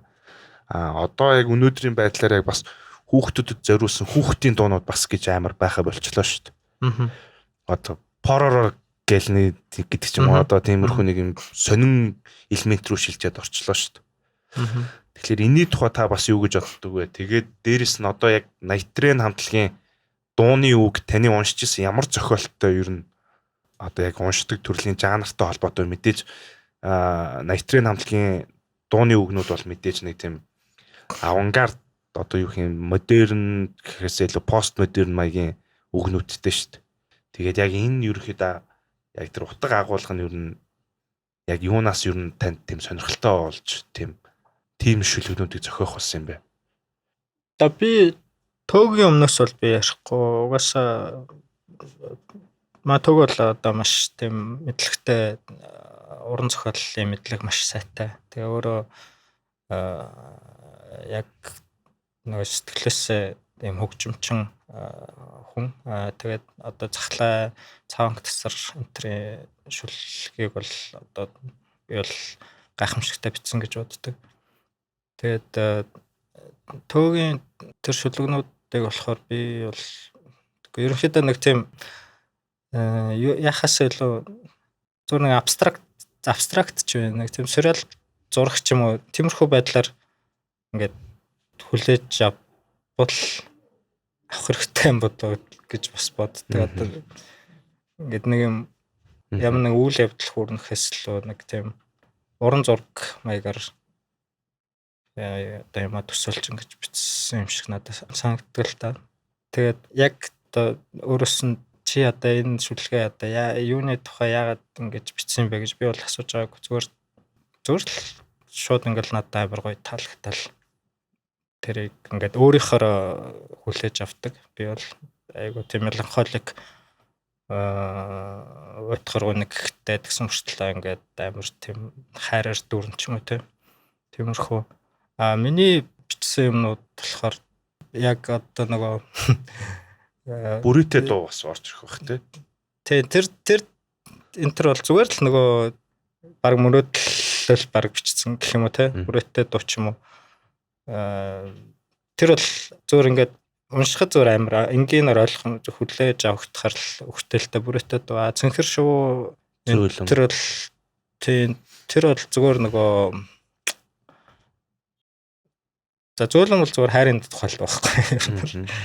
Тэгтээ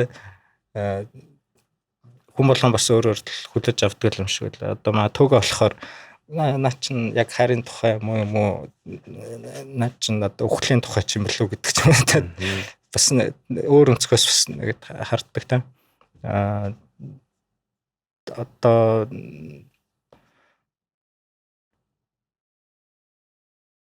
цэнхэр шүү энтрийн хувьд бол бас л зүгээр мэдрэмжэл битсэн гэх юм уу да мэдрэмжээ зүгээр цаасан дээр буулгасан маягийн тиймэрхүү дуугтай гэж хэлж болно. Бүрээтэй дуугийн хувьд бас л одоо нэг тийм аз жаргалтай мэдрэмжийг илэрхийлэхийг хүссэн дуугнууд гэж хэлж болно. Жохон одоо агрессив маягийн одоо жохон нөгөө юм хэлэхэд ингээд зохиосон юм бол одоо дараа нь гэдэг нэг дуу байдаг.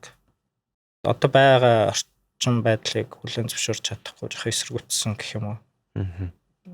Яг тиймэрхүү бас нэг хэд хэдэн юунууд одоо байдаг л та UB Nightmate гэдэг нэг цамхт орж мороогүй бас нэг дуу муунууд. Тэгээд яг хүмүүст айгүй хамгийн хүртгэн л ерөнхийдөө тийм нөгөө хайрын тухай л хүрдэг юм шиг л шүү дээ. Үгтэй хайрын тухай үгтэй.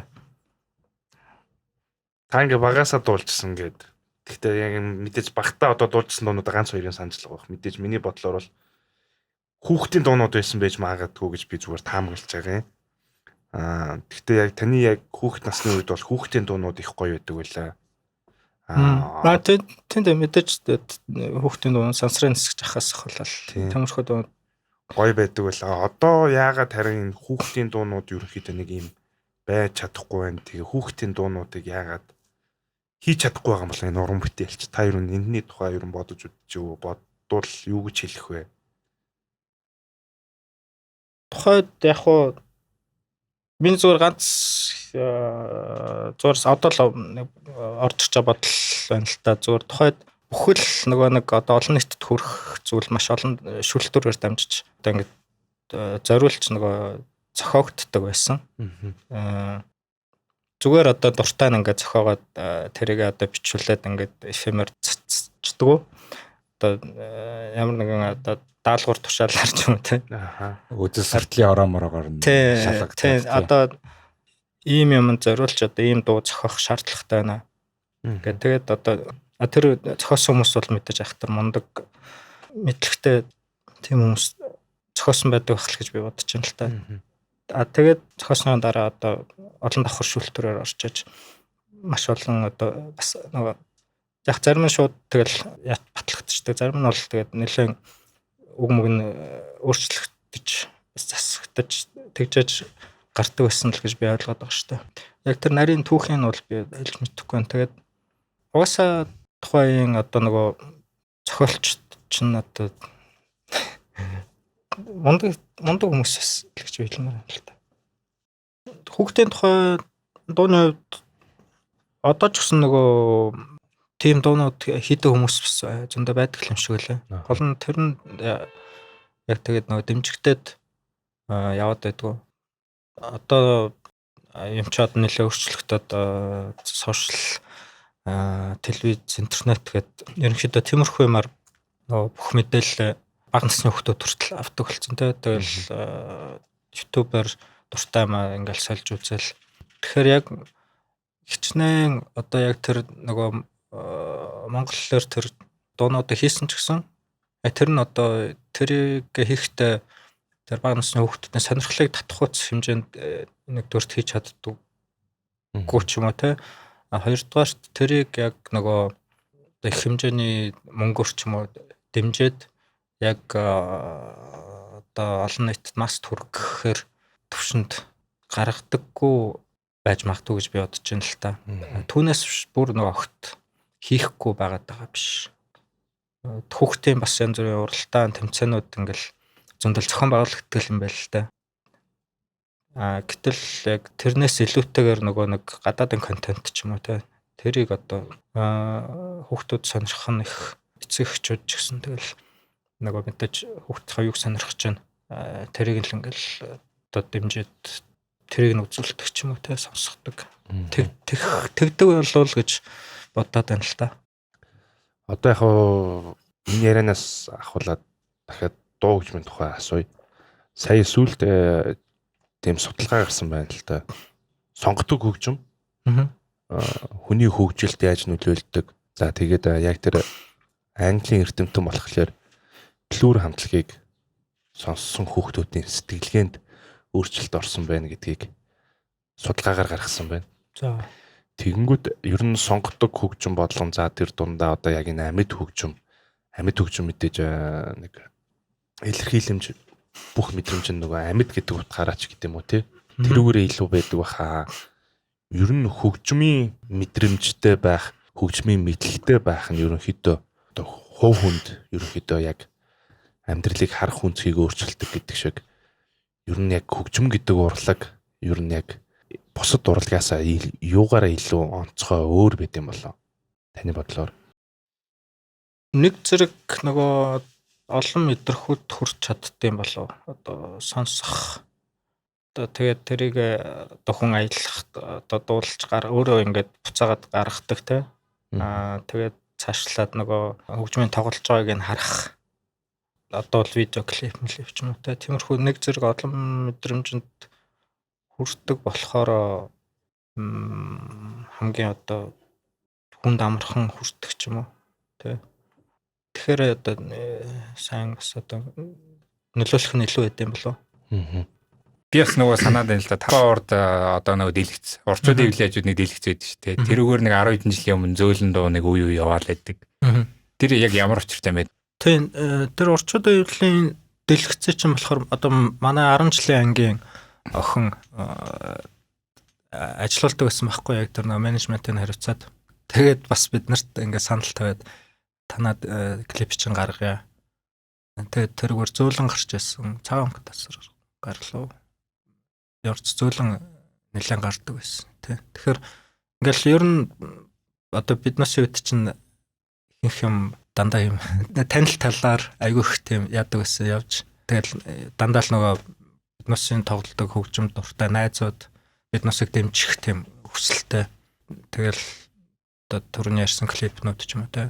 Одоо сайн тэр дэлгэцээр гардаг байсан зүйл ч юм уу. Тэр бол ихтэл дотны танил найз хүмүүсийн дэмжлэгээр бүтсэн зүйлс гэж хэлж болно.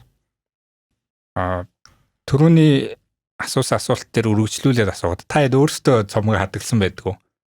Одоо зарим хамтлаг дууч чинь анхны CD-гээ хайцсан, өөрсдөө тухайн үед зараа дуусгацсан ч гэдэг юм уу. Тэгээд одоо бид нэр тухайн үед анзаардгүй ээжээ хадгалж яахгүй яаваач гэдэг юм. Та хэд яг оргоор нэхвээ ингээд одоо нөгөө хадаг яндартаа уяад хоймортой 50 гин зөте хайшин.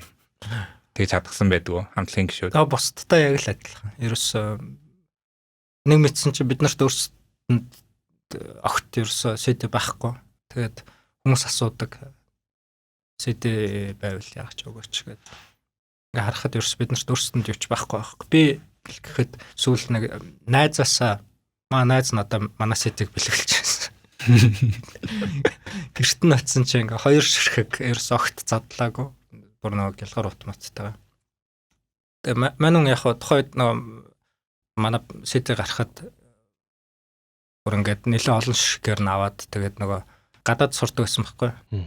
Тэгээ гадаадд ингэж хүмүүс найзууд майзуудтай бэлгэлдэг байсан. Одоо амар тийм сурчлага болсон байгаа байхгүй. Тэгээд өөртөө бас ингээд хоёрыг хадгалаад үлдсэн. Тэгээ сүүлд саяхан надаа шинийг бэлгэлсэн. Одоо ингээд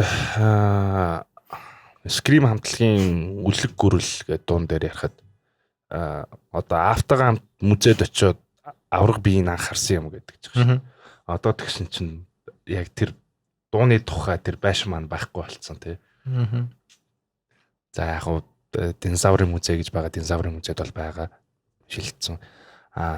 Одоо ингээ эргээд харахаар нөгөө уран бүтээл маань түрүүний нөгөө Миндагийн асуусан асуултан дээр нэмжлэхэд нэрэ музейд бас багта одоо манай авгах бас одоо бид нусыг нэлээд тийм нөгөө юу талаас их тийм дэмжиж өсгсөн л та одоо яг энэ урлаг боловсрал талаас. Тэгээд одоо бид нусыг бүр багт нь нөгөө хотын музейнуудаар их дагуулж явдаг гэсэн. Тэгээд тэрэндээс тод үлдсэн дурсамжууд бол яг одоо урд нь тэр чинь төв музей байсан шүү дээ. Тэгээд дараа нь байгалийн музей болсон. Тэгээд тэнд бол одоо яг тэр нөлөөлөх гүрлийн айгу том тийм нэг арга центр байдаг гэсэн. Тэр айгу тийм тод үлдсэн байдیں۔ Одоо энэ Чожин ламын сүм музей ороход нөгөө хоёр талд нь ингээл нөгөө тогшин борох тэр байж тэр тэ. Тэгэл ерөнхийдөө тэр яг музейн доторх цэцэрлэг татвар ингээд зугаалж ирсэн. Тэр үеийн тэр бол айгу тийм тод байдаг. Багтаас Улаанбаатарт музейнуудад очиж байсан айгу тийм нэрээ дурсгал үлдээсэн байт юм. Та бас сүүлийн жилүүдэд нөгөө юуны соёлын үеийн газар ажиллаж эхэллээ. Тэгээд яг энтэй би холбоотойгоо асууж л байна л та. Сая болохоор яг үлэг гүрэл дуунаас ингээ гараад одоо мэдээж динозавр нь байгаа. Тэгтээ яг тэр яг үлэг гүрлийн багтаа сонсч байсан гэхээр надад яг тэр л байгалийн түүхийн музей санаанд ороод байгаа байхгүй. Тэгэхээр энэ барилга маань ингээд энэ дурсамж маань байхгүй болцсон. Заримдаа нөгөө сайн бүтээл нөгөө ухамсаргүйгээр хийгдсэн сайн бүтээл маань олон жил өнгөрсний дараа бүтээл өөрөө биднэрт юм ойлгуулдаг шүү дээ. Бүтээл өөрөө ярьдаг болчдөг, амтай болчдөг гэдэг шиг. Ерөнхийдөө яг танд тиймэрхүү бүтээлүүдээс өөр юу байв тэгээд сүүлийн жилүүдэд та бас Солонгос төгсч үжирээд бас яг соёлын бит бус өөр сэдвээ хамгаалж ирсэн баг миний санаж байгаагаар. Тэгээд ер нь соёлын үеийн тухай одоо ингээ Монголд ер нь яах ёстой юм бэ? Соёлын бит бус үеийг бас яах ёстой юм бэ? Сэдвийг ерөнхийдөө соёл руу, өв тал руу яриа гэж бодож байна. Таны сүүлийн жилүүдэд хийсэн ажлын тухай. За шүмжлэлтэй хандах юм нь юу вэ? За магтах юмнууд нь юу вэ? Сайшаалтай тал нь. Яг соёлын тал дээр бол яг манай одоо улсын хувьд одоо олон улсын байгууллагатай хамтарч одоо маш их хэмжээний ерөнхийдөө ажил хийдгэлтэй. ЮНЕСКО ч юм уу те эсвэл Япон, Солонгос, Герман, Америкийн одоо төрийн байгууллагатай хамтарч төрийн сангуудтай хамтарч маш их хэмжээний одоо зүйд хийдэг. Тэгээд ер нь сүүлийн миний ойлгож байгаа бол одоо сүүлийн 10 жилийн хугацаанд бол одоо нэлээд амжилттай яг тэр нөгөө боловсон хүчнээ чадваржуулах тэгээд мэдлэг олгох тал дээр бол нэлээд одоо амжилттай ажлуудыг хийсэн байдаг. Боловсон хүчнээс гадна ерөнхийдөө нөгөө иргэдийн мэдлэг олгохыг тэлтэйг одоо нэмэгдүүлэх тал дээр нэлээд ажлууд хийснийх нь үр дүнд одоо хүмүүс ер нь одоо соёлын өв гэж айгүй их тийм ярьдаг болцсон, мэдлэг ойлголттой болцсон те. Тэгээ одоо энэ нөгөө бас нөгөө Монголын соёлын өвөөр бахархах бас нэг тийм нэлээд за өндөр гэх нь цаашаа ер нь бол сайн тийм нэлээд сайн төвшөнд мэдлэгтэй болцсон гэж би боддог. Нэг дутагдал гэхээр нөгөө миний анзаарснаар бол одоо энэ яг боловсон хүч маань яг энэ соёлын байгууллагууд тийм доктортой байдаггүй. Нэг засаг солигдох ч юм уу одоо нэг яам ингээд салаал нийлээл ч юм уу та эсвэл яамны удирдлага солигдох ингээл дахиж шинээр одоо ингэж нөгөө шин системээр ч юм уу те дахиад ингээл үйл ажиллагаа нь явагдаж эхэлдэг. нөгөө нэг төрийн байгууллага цалин ямар вэ? Тэгэхээр нөгөө боловсон хүчнээ бас одоо ялангуяа орон нутагт бол тэгж тогтоож барьж чаддаггүй гэж би харсан. Тэгэхээр нөгөө өмнө хийсэн ажлын үр дүн маань нөгөө ажиллаад ингээ явж байсан хүн болчингууд яг тэр үр дүн дахиад шинээр тэр хүмүүсийг одоо боловсруулах чадварчлах шаардлагатай болдог. Тэр бол надад тийм дутагдaltaй санагдсан. Яг та яг тогоонд нь байсан гэдгээр илүү сайн мэдж байгаа. Тэгээд одоо нэг юм одоо удирдлагад нэг юмыг санаачлаа шинээр хийх удирдлагууд шөөрдгөө ч юм уу те. Тиймэрхүү бас нэг дүр зургууд харагдаад байдаг.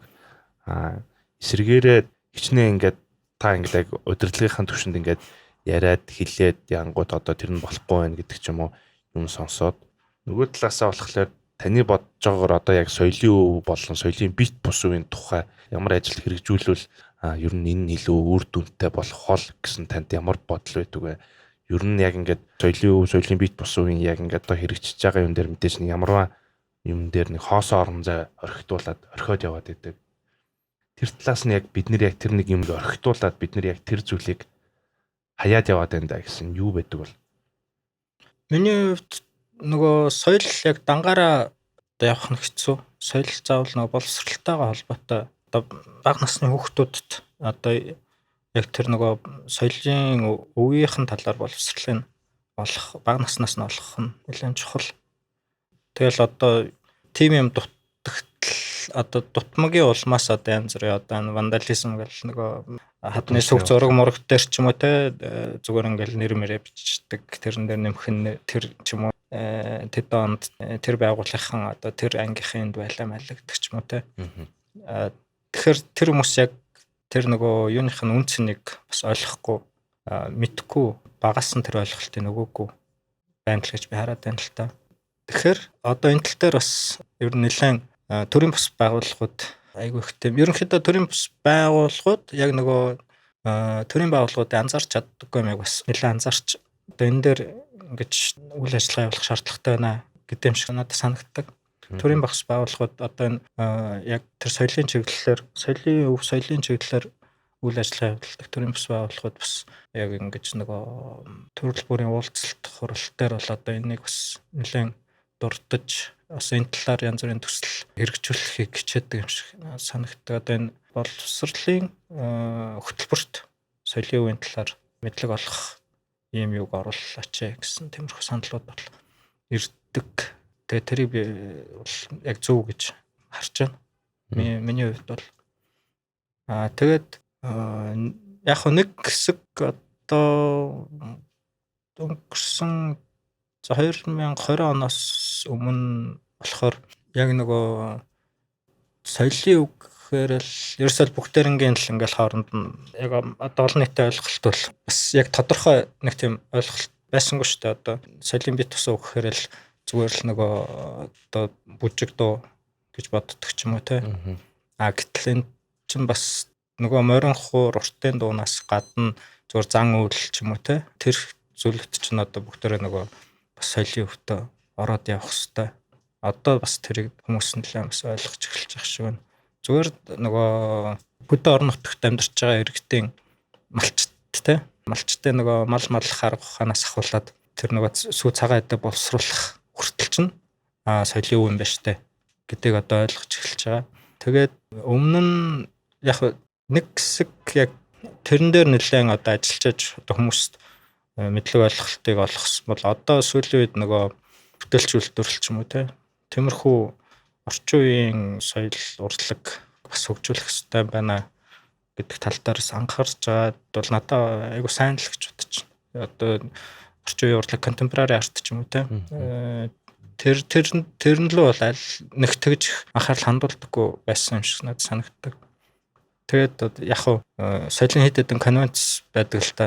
Соёлын бит тусуу дэлхийн одоо соёлын өвийн хууль бус худалдааны эсрэг конвенц. Тэгээд соёлын олон төрөл зүйлийг хөлн дэмжих конвенц гэдэг. Тэгээд яг тэр сүүлийн олон төрөл зүйлийг хөлн дэмжих конвенцд бол одоо нэлээд сүүлийн үед анхаарал хандуулж тэрэн дээр одоо нэлээд үйл ажиллагаа явуулаад байгаа юм шиг надад харагдаж байгаа. Орхигдуулж байгаа орон зай гэвэл байхгүй гэж хэлж болох уу те? Орхигдуулж байгаа хоосон орон зай чиний хэлснээр одоо би яг тэр нөгөө нэг хүрээнд нь ажиллаж байсан хүний хувьд боловсон хүчин дутагддаг гэх юм уу да. Тэ. Яг одоо эн чинь бүр нэлээд том юм нөгөө за машин гэж хэлж болохоор тийм ажиллаж явах хэрэгтэй байхгүй. Одоо хит хитэн конвенц тэгэл тэрэн дотроо ингээд задрахаараа бүр нарийнсаа явчих. Тэгэхээр тэр болгон дээр ингээд хүн тавиад ах тийм одоо боломж байдаггүй. Нэг хүн шууд нэг зэрэг одоо хит хитэн конвенц хариуцдаг ч юм уу тэгснэ дэлхийн өв хариуцж байгаа нь биш тус өв хариуцснаа дахиад дээрэс нь одоо нөгөө соёлын олон төрөл зүйл тэр хариуцах шаардлагатай болдог ч юм уу. Тэгэхээр яг энэ чиглэлээр нөгөө хүмүүсээ суралцуулаад яг энэ чиглэлээр дэмжиж ингээд олон боловсруучсан гаргаж иж нэг тийм цаашаа хөгжөөд явах хэрэгтэй юм болов гэж бодож байна. Түүнээс гадна одоо нөгөө хувийн хвшил төрийн байгууллагын бас нөгөө уялдаа холбоомжтой тийм үйл ажиллагаа бас шаардлагатай бах. Хувийн хвшлээс суралцах юм бол одоо маш их байдаг юм шиг надад санагддаг. Та одоо бас яг ковидын 2 жил ингээд за тэгээ дээрэс нь ерөнхийдөө сүүлийн үед ямар төслүүд дээр ажиллаж байгаа вэ ерөнхийдөө сонирхуулж ярил. Та илүү бас яг соёлын талаар илүү судлаач хүний хувьд ярил. Ерөнхийдөө ямар сүүлийн үед ямар ажлууд дээр ажиллаж байгаа вэ? Эсвэл ямар ном орчуулган дээр сууж байна? Сүүлийн үед одоо энэ нөгөө соёлын үгийн хууль бус судалтаатай холбоотой нэлээд юун дээр номтой нэлээд ажилласан. Тэгээд би бас яг тэр талаараа нөгөө мэрэгшээгүй бас яг түрүүний хэлснээр нөгөө нэг зэрэг одоо амар олон конвенц хариуцдаг ч юм уу тиймэрхүү байдлаар ажилладаг байсан. Тэгээд яг нарийн тус бүрлүүн ингэж орж одоо тэр юу н шалтгаан яг тэр одоо тэр хууль бус судалтаа гартын та ямар хүмүүс тэрийг үлддэг. Тэгээд тэр одоо ямар механизмаар ингэж явагдаж байдаг талаар бол жоохон бас мэдлэг тутмаг байсан. Тэгээд сүүл хэд хэдэн ном дээр бас ингээд ажиллаад үтсэн. Тэрийг одоо сэрэмжлэх таслан зогсоох ажлууд л нөхөр өсвөрлөө идэх юм байлаа. Яг манай монголчуудын хувьд яг тэр тал дээр одоо мэрэгсэн Европын улсууд энтерс бол суралцах одоо туршлага маш их байдаг юм байна. Одоо Итали энтер бол хэдэн дэлхийн 2 дугаар дайнаас хойш ерөөсө тэргээр ингээд бүр мэрэгшээд мундаг хүмүүс гарцсан те. Тэрүүгээр л тэргүүлж байгаа. Maaхан бас одоо англи сурах хэрэгтэй байгаа юм шиг надад харагддаг. Ихэнх нөгөө нэг одоо сургалт тэгээ олон улсын байгууллагатай хамтарч ажиллаж байгаа үйл ажиллагаа энэ дандаа англи хэлээр л явагдчихдаг болохоор ном сонирсдгүүл мөртлөө англиар гардаг болохоор тэндээс одоо нөгөө тэр болгоныг орчуулагтаад монголоор гараад байдаггүй. Тэгэхээр одоо англи хэл сайн сурах хэрэгтэй юм болов гэж бодож байна. Амар ажлын гоё зөв юм ярьлаа. Энийг ярих байсан ингээд. Өөр та мэдээж бас яг гэрэл зураг авдаг, сонирхож авдаг. Тэгээд дээрээс нь тэр тусмаа хасны гэрэл зураг бас сонирхож авч байгаа. Эсвэргээрээ анхны цомог дээр ажиллаж байхад, Сонор рекордстай ажиллаж байхад Гама агентлагийн гэрэл зурагч Илбэг Заяах та эдийн зургийг авчихсан байдаг. Тий. Тэгээд ерөнхийдөө таны одоо яг хамтлагийн гэрэл зураг гэхэлэр баг миний харж байгаагаар за тэр тэгээд одоо бас яг ориг файл нь байдаггүй би бас хэлж мэдэхгүй байна. Тэгээд C1-ийн тоглолтын үеэр авсан зурагнууд л ерөнхийдөө Найтрэний зурагнууд гэж авч үлдэх гээд шүү дээ. Ер нь за өөр бусад гэрэл зурагчд гаргаагүй ч гэсэн хувийн архивууд бас байдаг бах. Ер нь гэрэл зурагтаа яаж нөхөрлөө? Гэрэл зурагт яагаад татагдах болов? Тийм түрүүн би нөгөө манай авгах бид нарт нэлээд тийм урлаг соёлын талаар нэлээд боловсруулах хичээд байсан гэдэг. Тэгээ авгах маань одоо наваг хүүхэд байхын л хальсаар зураг авах. Тэгээ тэр хальсаа яаж боловсруулах, яаж цаасан дээр буулгах, зохиомж ямар байх ёстой энэ тэрийг заадаг байсан л та. Тэгээд би тухайд нэлээд сонирхдаг байсан. Бид нар нөгөө эрхүүд байх үедээс зундаа ус ирдэг байсан. Тэгэхээр Тэгэл нэг 6-аас 10 хэд метр хүртэл надад нэлээд тэр гэрэл зургийн өөрөө зураг авдаг. Тэгээд гэрэл зургийн талаар нэлээд тийм заадаг байсан л та. Тэгээд одоо яг 10 11 2 10 11 2-тод бол тэгэл нөгөө бааныхаа оронд орол улаан гэрэл асааж байгаа л тэгэл хальсаа цаасан дээр буулгаад тэгж угаадаг байсан. Тэгээд нөгөө яг хөгжим сонирхоод ирсэн чинь тэрийг орхитуулсан тий. Тэгээ сүүлийн үед буцаад бас интернеттэй нөлөө юм болов. Угаасаа л нөгөө сонирхдаг байсан чинь тэгэл хүмүүсийн нөгөө интернетээс гоё авсан зургнуудыг хараад буцааж нөгөө гэрэл зургаа сонирхмаар санагдал зүгээр оролтчлээ тий. Мэдээж гэрэл зураг бас яг соёлын өв тал дээрээч бас адилхан одоо соёлын бит бус үеийг ч гэсэн илэрхийлэх боломжтой бас нэг үзэгдэл шүү дээ тийм ээ. Тэгэхээр яг энэ талаас нь гол ерөнхийдөө гол нэг одоо баримтжуулах гэж байгаа л да. Тэгэхээр соёлын үеийг баримтжуулах ажил бол бас нэг хадгал хамгаалтын бас нэг гол одоо хэсэг нь байдаг. Тэгэхээр гэрэл зураг бол зайлшгүй чухал. Тэгэхээр яг хав гэрэл зургийг ингээ баримтжуулах за мэдээж нэг талаасаа бол өөрийнхөө дурсамжийг бүтээх гэж хэлж болж байна. Ер нь яг яагаад гэрэл зураг авах нь тийм ер нь өөртөө гоё юм бэ? Ямар мэдрэмж өгдөг юм бэ гэрэл зураг? Гоё сонин содон мэдрэмж нь. За би бол айхтар зурагч маргачтай зураг авдаг гэж өөрөө хэлэхээсээ чинь. Гэхдээ миний хувьд сонирхолтой юм гэвэл нэг тийм гоё зураг аваад хүмүүст одоо би юм гоё зураг авсан шүү тий гэдэг нэгдүгээр харуулах нь гоё бах. Тэгээд тэр одоо авсан гэрэл зураг маань одоо ингээд үлдээд тий дараа хүмүүс тэрийг хараад ингээд үнэхээр гоё зураг шүү гэж таашаал авдаг ч юм уу. Эсвэл ямар аимшигтай муухай зураг бай гэдэг ч юм уу. Ямар нэг эмоц хүнээс гаргаж ивэл тэр бол тэгэл зоригтой өрөх юм болоо да. Ямар ч эмоц хүнээс гарахгүй сонирхолгүй байх юм бол тэгэл тэр бол тэгэл яг болоогүй л гэсэн үг гэж бодож байна л та.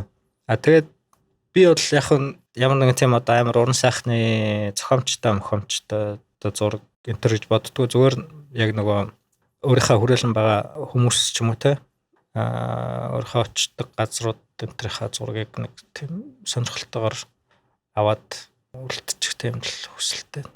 Тэгээд тэрнээс гадна зурагч нь бас нөгөө хальсны зураг яа сонирхолтой гэхээр нөгөө нэг авчаад яг дараа нь эцсийн дүндээ яг юу гарч ирэх нэг бас нэг тодорхойг байдаг шүү дээ.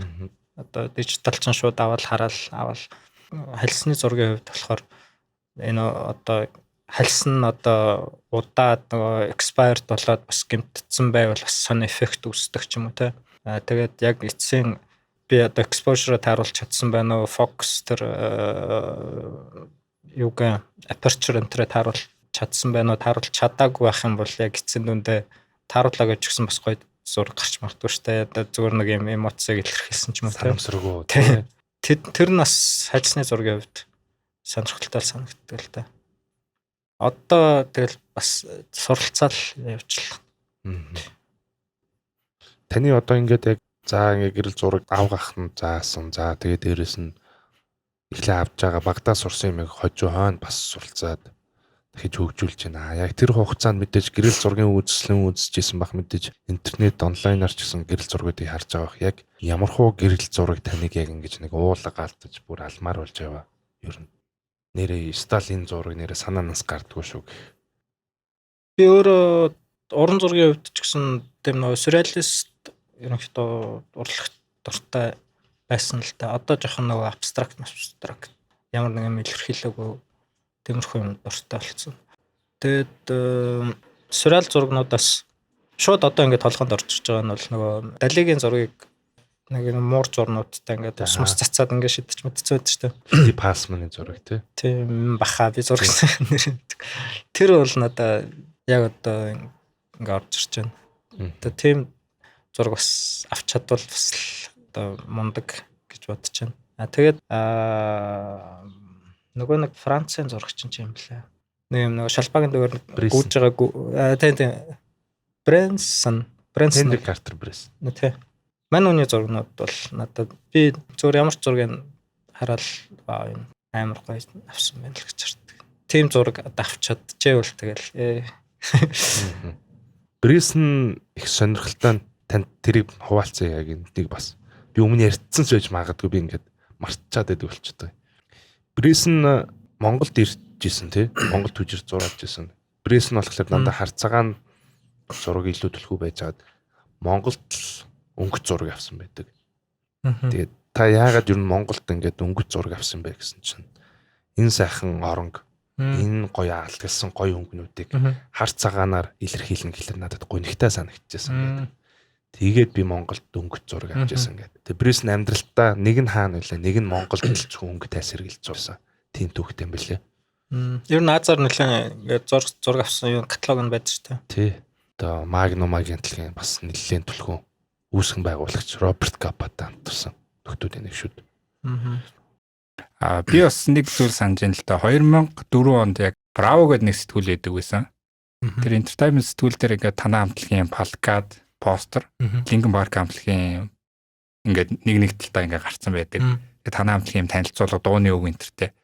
Тэг яг би юу асуух гэж байна гэхээр та хэд бас тухайн үеийн сонин хэвлэл телевизэд өгчээсэн нэвтрүүлэг дүүрсч гэдэг юм уу те. Иймэрхүү бас үнцэнтэй зүйлүүдэд ингэж хадгалтыг болов гэж асууж байгаа юм л та.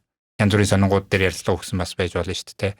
Тэр сэтгүүлийн болбор гэдэг ч юм уу те. Манай одоо ээж аав энтер бол авал хадгалсан байдаг. Apple ерөнхийдөө угаасаа нөгөө нэг сондар гарсан хэрэгтэй мэдээлэл ингээл хайчилж явал ингээл архивлдаг гэх юм уу. Тэгдэг байсан. Тэгээд би өөрөө бол ерөөсөө нэг тийм сонирхдаггүй. Одоо тэрийг замана хамтлагийн тухай мэдээлэл гарчиж энийг хадгалаад авчих гэсэн ерөөсөө ягаад ч юм тийм бодол бол ерөөсөө байдаггүй байсан л та. Тэгэл сүүлд ингээ үзэж яхад аав ингээл хадгалсан байдаг те. Эсвэл тэр плакат ээж аваад хадгалсан ч ах шиг. Одоо үзэхэд бол айгу сонирхол мэл тэгээд бодохнаа тухайд тэгэл яадаг л байж хадгалдаг л байж гэж бодож байгаа байхгүй. Тэр чинь нэг тийм түүх болол үлдчихэж байгаа юм. Тийм би дурсгалтай те зүйл болох хэрэгтэй байсан юм байл л да. Одоо мэдээж ингээд ерөнхийдөө ингээд урлаг, соёл урлагийн тухай ингээд ярьж байхад өнөөдрийн яг Монголын дуу хөгжим төвшин ямар хуу тань санагдчихэж байна. Өнөөдрийн шинээр гарч байгаа дуу хөгжим.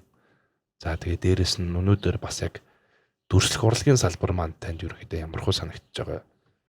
Одоо бас нэг юм сэтгэл дундуурч гэдэг юм уу те, сэтгэл хангалуун байдаг ч гэдэг юм уу. Ямар хуу ер нь байдаг вэ? Миний хэрэгс хэтэрсэн л асуулт. Би яг хоо одоо бүх төр нөгөө үзэсгэлэн болгон дээр одоо очиж үзэж бас чаддаггүй амждаггүй ч юм уу. Одоо би ер нь бол нэг ямиг тийм анализ хийхээс илүү зүгээр тухайн үедээ ингээ хараад мэдрэмж аваад тэхэглэгчээдэг болсон. Тэгэхээр надад бол тэгж манай одоо энэ орчин үеийн орон бүтээлчдийн бүтээлүүд бол аимшигтай мундаг л шүү дээ. Зарим нь яаж сэтгэсэн гэмээр те. Тэгээд маш их тийм нөгөө хөдөлмөр орсон байт юм байлаа. Хөгжмийн хувьд ч гэсэн би одоо бас тэгж ерс анализ хийхэ болцсон зүгээр л сонсоод явж байвал таалагдвал сонсоод таалагдахгүй бол тэгэл next хөгжиж байна гэсэн үг утгатай л үргэлжилж байгаа л гэсэн үг тий. Тий. Ялангуяа залуучууд бол заримдаа нөгөө би ч болохоор яг л нөгөө хичнээн шинэ юм одоо олж сонсохыг хүсч хичээдэг ч гэсэн тэр болгоныг чаддаггүй. Тэгэл ихэнхдээ нөгөө гадны хөгжим ингээл ухаал таалагдвал сонсоол тэгэл байждаг. Хаяа зур санаандгүй ингээд нөгөө одоо шинэ монгол хөгжим энэ төр сонсчихгоо яаж хийсэн юм бэлээ гэхээр тийм юмнууд сонсогдчихлээ. Үг мөгөн ч гэсэн ерөөсөө би нөгөө орчинд амьдраад байгаа шиг л шүү дээ. Тэр хүмүүсээс нэг тийм шинэ өөр төвшөнд гарсан юм. Таны хувьд жишээлбэл саяын хийсэн дээрээс чинь асууя л та тий. Яг Монголоос уран зохиол, кино урлаг гэдэг юм уу? Дуу хөгжим гэдэг юм уу? Яг ямар уран бүтээлчдийн зүйлийг илүү сонирхдаг вэ? Тэр Улаанбаатар хотод байгаа одоо нэг тийм community гэх юм уу? Одоо манай таньдаг найз нөхдийн одоо сонирхол нийлдэг хүмүүсийн зүйлсээс дуртахад одоо жишээ нь Dreamers Day ч юм уу те. Тэд нар бол одоо тийм сонирхолтой өөрсдөө санаачлагаар зүйлийг ажлыг одоо сэтж гаргасан байдаг. Тэр нь одоо юу гэхээр independent гэж ярьдаг шүү дээ.